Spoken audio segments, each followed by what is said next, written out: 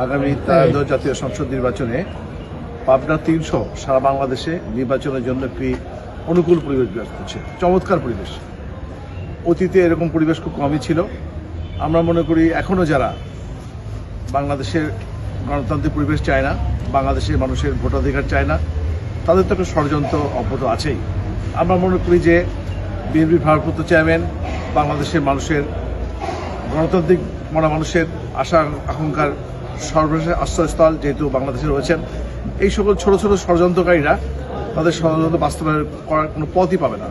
আমরা আশা করি বাংলাদেশের মানুষ দীর্ঘদিন ভোট দিতে পারেনি, তারা এবার স্বতঃস্ফূর্তভাবে তাদের ভোটাধিকার প্রয়োগ করে বাংলাদেশে মানুষের ভোটের বাংলাদেশ, গণতান্ত্রিক বাংলাদেশ, মানবাধিকার বাংলাদেশ, ন্যায্যতার বাংলাদেশ, ন্যায়ভিত্তিক বাংলাদেশ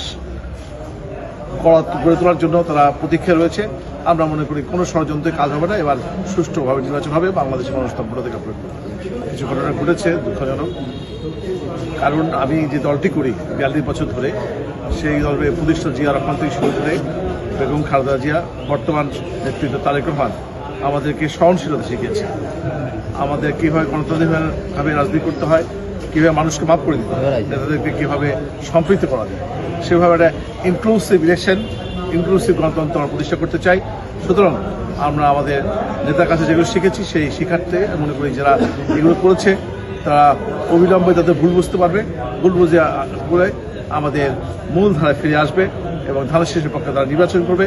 সেটি আমরা অপেক্ষা আছি আগামী 20 তারিখ পর্যন্ত। তারপরে যদি না হয় সেক্ষেত্রে তারা তাদের পথে যাবে, আমরা আমাদের পথে হাঁটব।